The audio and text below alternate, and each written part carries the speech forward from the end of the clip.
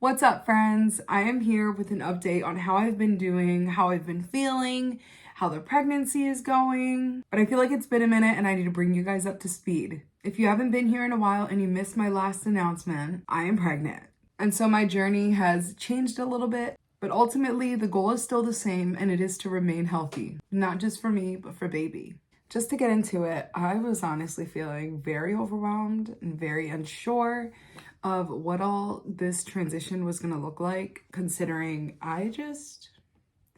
before I started my health journey, it was always hard for me to eat healthy, eat in moderation, choose good things. And I know it was something that I was in control of, but it was still something that overwhelmed me because the options are endless. Now that I'm pregnant, I feel like I'm very picky. Like, I feel like I get nauseous over certain things that I used to have, that I used to love. And now it's just like, okay, how can I still choose these things, but make it so that I'm not like feeling sick? And you know what I mean? Because when I struggle to keep eating, I just keep feeling more nauseous, and then maybe I'll get a headache, and then I want to go to sleep. And it just reminds me of how I used to feel when I was close to 300 pounds and not pregnant. I just don't want to feel that way anymore. I have not felt that way at all this pregnancy yet, other than like the normal nausea and stuff like that. Either way, I'm feeling good. I was actually quite nervous going into like adding Whole Foods and stuff like that I was gonna get headaches again and whatever. But it's different when you actually are intentional to put good things in your body. Like when I'm intentional to, eat yogurt instead of Oreos, or eat extra protein instead of ice cream. It makes a world of a difference. And obviously, like, I feel like that is a no duh. But to me, like, I just never, it's not that I didn't care. I just felt more overwhelmed and chose to ignore what I thought was common sense, just because to me, I don't know, food just is overwhelming. There's no way that I can explain it to make it sound easy, but it gets me so anxious talking about this because currently I'm putting myself in the position I was in back then. It is overwhelming. It does give me anxiety to think about what is healthy, what can I eat right now, and whatever. I don't really know why. It's something that I have to work through, and I know that it'll get better. I just feel like I really missed the 5-in-1 plan I was on because it was so simple. I didn't have to think. All I could have was my feelings and my lean ingredient. That was the only thing I had to plan out. And now I feel like I have to plan out everything in the day. And it is so exhausting, but I do still want to do it because it is for my health. It is for my baby. So I have been struggling with showing up for myself, but I've still been showing up. And I still feel good. And I'm still so very proud of myself. Change is always hard. It's not usually easy. It comes with growth. And so I'm taking it and I'm using it to learn. I'm definitely feeling a little like insecure in my body. Like I'm not as comfortable in my own skin. Like obviously my stomach is growing and it's not like big, but I already had a stomach, and so it's just pushing everything out. That's how I see it and feel it. And so it just makes me feel a little insecure, even though I know that I'm beautiful. I know like it's not about the outside sometimes and whatever. Like I'm trying to take it a day at a time, and I'm trying to remind myself that I'm fearfully and I'm wonderfully made, and just trying to remind myself of how God sees me, and I am loved no matter where I'm at in the season of life. But this season of life is hard. So I just want to encourage you, if you can relate to anything of what I'm talking about, please reach out to me. I'd love to connect. I'd love to hear about your journey and just like where you're currently at and how you're overcoming things that are placed in our way to put us down and whatever. This is the time to rise above that. And I'm learning to take my challenges and make beauty out of it. I'm not gonna stay here. I feel like that's usually what I used to do. I would be so overwhelmed. I would feel so crippled and I wouldn't move forward. I would just stay stuck exactly where I was until the day I decided to just commit myself and just try. Every day, try a little bit. And here I am, still pushing forward. Every day looks different. Every day I'm giving my 100%. I am not a quitter, and neither are you. So some areas that I've been struggling in are just, I feel like it's mainly because of routine or lack of my routine. I was like, when I was like on track with my health and stuff, I was getting up at 6:30. I was having my devotions. I was cleaning up. Like, I was just very productive and I felt good. I was excited and I felt like that really helped me keep the momentum, right? But ever since the nausea kicked in and the sleepiness, like I've also been struggling with insomnia. If you know, you know. I just cannot sleep. It will be midnight and I'm like trying to lay my head down on my pillow and it just is not working to go to sleep. So then, of course, I like just whip out my phone and I'm scrolling and then it's 2 a.m. and I'm like, oh, no, you're kidding me. Why am I still up, right? And then my kid wakes me up at like 8:30. Mom, I want to go downstairs. And I'm just like, no, just let me sleep a little longer. It's so difficult. But that is something that I do want to do better at, because if that's how I'm starting my day, I don't get dressed. I don't do the things that help me feel. I don't do my self-care. I just stay in my pajamas all day, which there's nothing wrong with that. I do that some days and I feel okay. But I've already learned that for me, I need to get my hair done, do my face, get dressed to help me feel good so that I can stay productive. And I'm not expecting myself to stay productive all day long, but it does help me get things done and it helps me stay on track with my health. So that is why I really am determined to get my routine back on track. And that starts with getting up at 6:30 in the morning, as well as going to bed at 10:30. I did that so good for a while, you know, and now then I just lost track because, again, insomnia, it's not doing me well. But my husband's been like complaining about recently. He's just like, I'm just so tired and I feel exhausted. And I'm like, it's because we're getting to bed really late and it's just not good for either of us. So we are determined to do this together. We're going to set our alarms again to head upstairs by 9 o'clock so that we can get ready for bed, hit our pillows by hopefully 10 o'clock, and then be out by 10:30. I feel like that will make the world of a difference. As well as doing things like putting a candle on before bed, you know, gives that smell. Our oil diffuser, oh, that thing is so amazing. It's such a lifesaver. It kind of helps us relax.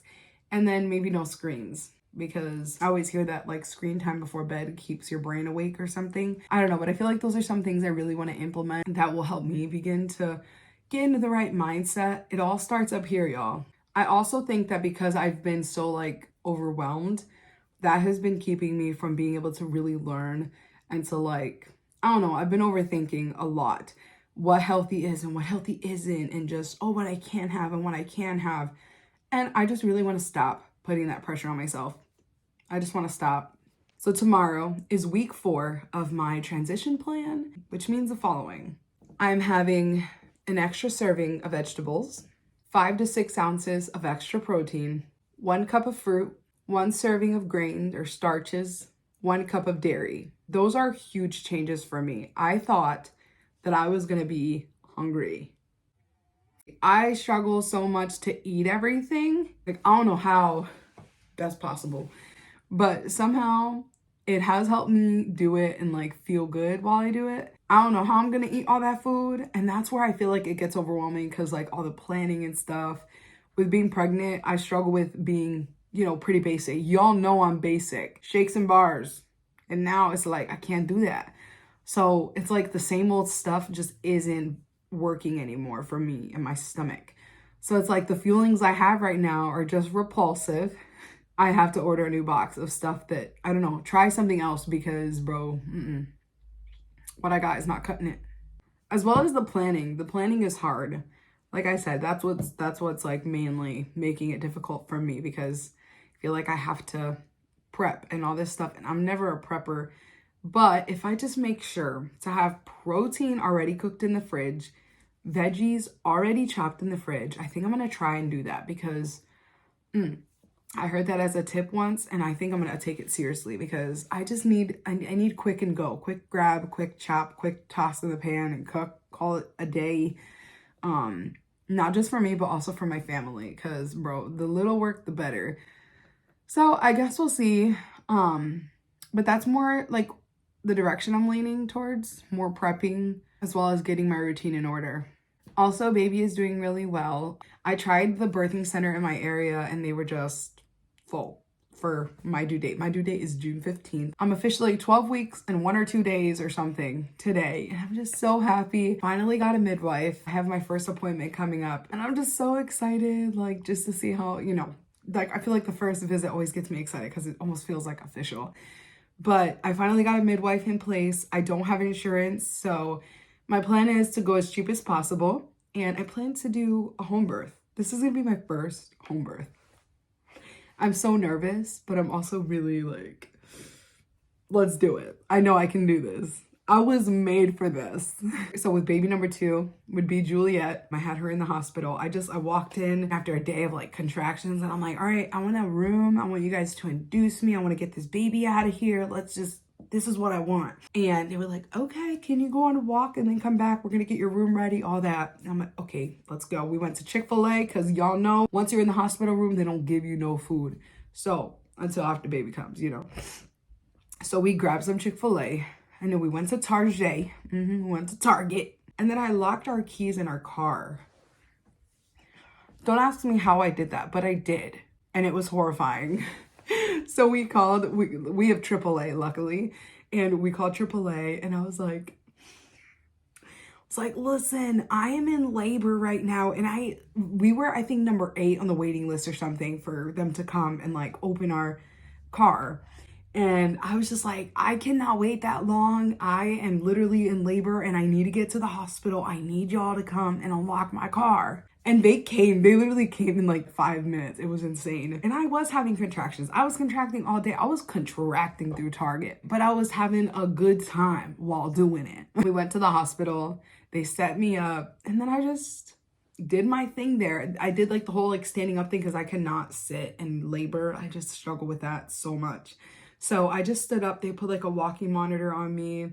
And then like I had a whole praise and worship playlist. Best believe it was like 13 hours long. And I was in there. I was worshiping in there through those contractions because goodness, I had to wait till, I don't know, but it was pretty late at night before the doctor came to give me the epidural.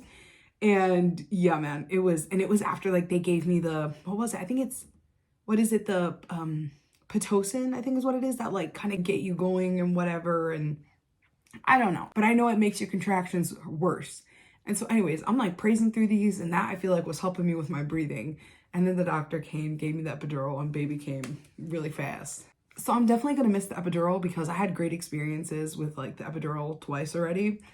And so I'm like, oh man, my pain tolerance is going to be, I don't really know because I never had it. You know, I think the longest I went without the epidural, like in centimeters, I think I was probably like 6 centimeters dilated or something, 7. I know it was like actually far in the process. Like when I talk about it, people are like, oh, they gave it to you that late. But yes, they did. And it still worked. I felt amazing. The second birth, I actually watched it. I told them, bring me a mirror. I was chilling, living my best life, contracting, and I didn't even know it. Brought me like a huge mirror and I was able to see her come out. It was so gross and I'm never going to do that again. But it was just like so special. It was a special birth. I felt so connected to my child. I am really excited. I'm nervous because again, I don't do good with pain, but I do feel excited too. I've always heard that example of like you're birthing new life and it's kind of what Jesus did on the cross for us. He died on the cross to give us new life, right? And so I feel like every time I think about like full on natural birth, like pain medication free birth, I know it's going to be like a spiritual moment for me, like connecting to God and my kid. And just, I'm so excited. I feel so blessed that even just to be pregnant, to be a mom, that God has chosen me. And I said that in my previous video, but like, it's just how my heart feels. And I'm so excited. Like, I can't wait to meet my baby. My kids are so stinking happy. The other night, Juliet was just like on my stomach and she was just kissing it. She's like, baby. I'm like, yeah, there's a baby in there. And she just hugged it and like, It was the cutest thing ever. Like, of course, I want my other children to be welcoming and excited for this new baby.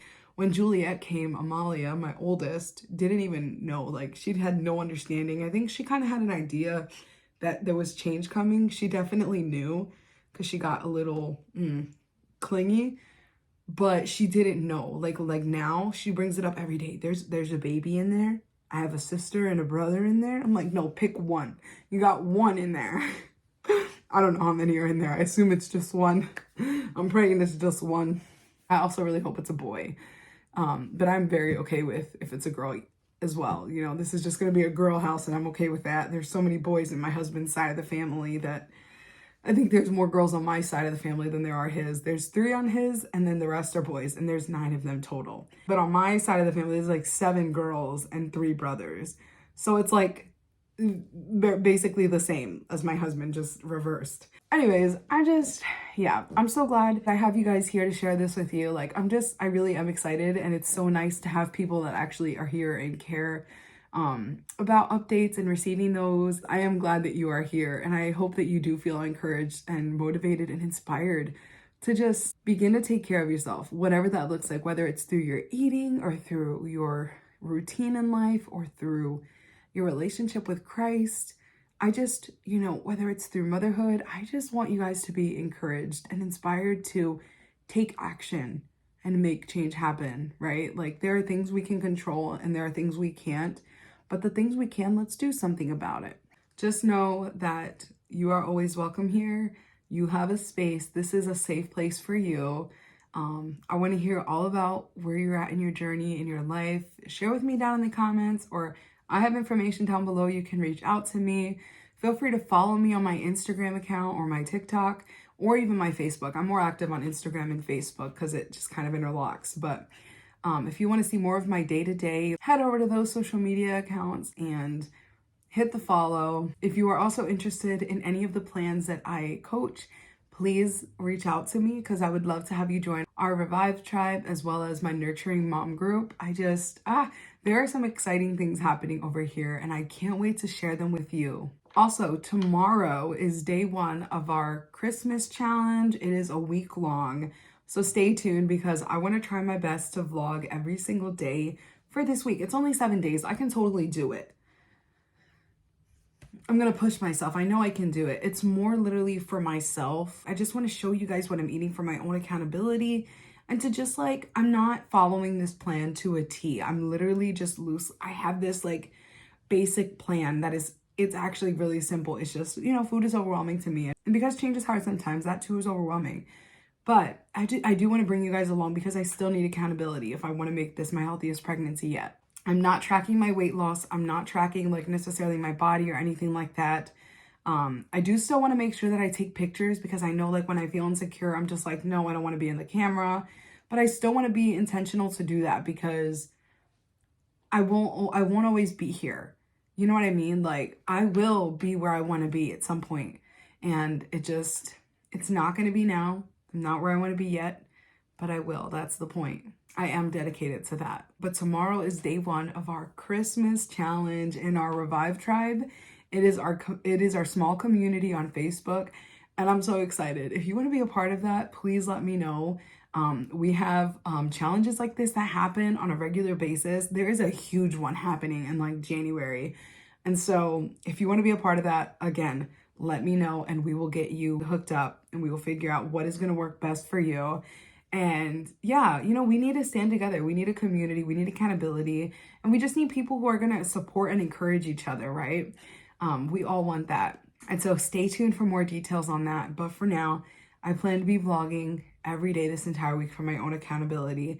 And I would love if you guys are there to support me through it and cheer me on because Lord knows I'm going to need it. Anyways, I know this wasn't much of an update. There's really not much going on in my life. Other than me just literally trying my best every day. I'm kind of surviving at the moment, but I'm trying to thrive. You know what I mean? I just haven't quite gotten to the groove of this routine yet. And so, I could have grace. This is only going to be week 4. So, it's going to take some time. But I got the power, man. I'm going to do it. I'm going to overcome. And I'm going to show y'all, and you're going to come along with me and be encouraged to also get healthy and do this with me. I am an independent Optavia coach, and I'd love to be your coach and do this with you. Thanks again for watching. I will see you in the next video. Have an amazing rest of your day.